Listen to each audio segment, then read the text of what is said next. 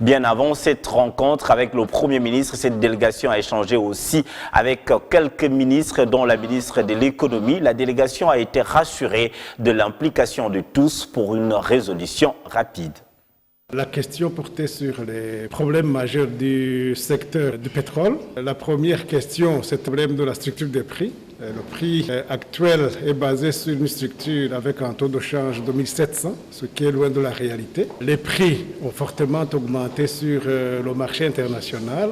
Et puis aussi les volumes, suite à la fermeture des frontières avec l'Angola, a fortement augmenté, ce qui favorise bien sûr la maîtrise des prix. Et sur toutes ces questions, nous nous sommes convenus, dans le cadre du partenariat toujours positif et toujours en soutien mutuel, nous sommes convenus que les paramètres vont être revus pour qu'on puisse tendre vers une vérité des prix.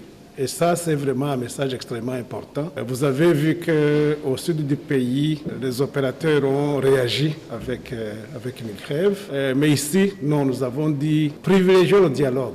Avant de pouvoir entreprendre une action, il faut toujours un dialogue entre les parties pour qu'on trouve une solution consensuelle, une solution apaisée pour tout le monde, mais aussi surtout pour la population qui attend des opérateurs économiques et de l'État aussi un service fiable et un service de bonne qualité. On s'en sort très content parce qu'on a senti un partenariat commun, un partenariat solide, un partenariat fort entre l'État et les opérateurs économiques. Il n'y a pas de parti sud, il n'y a pas de parti est, il n'y a pas de parti ouest.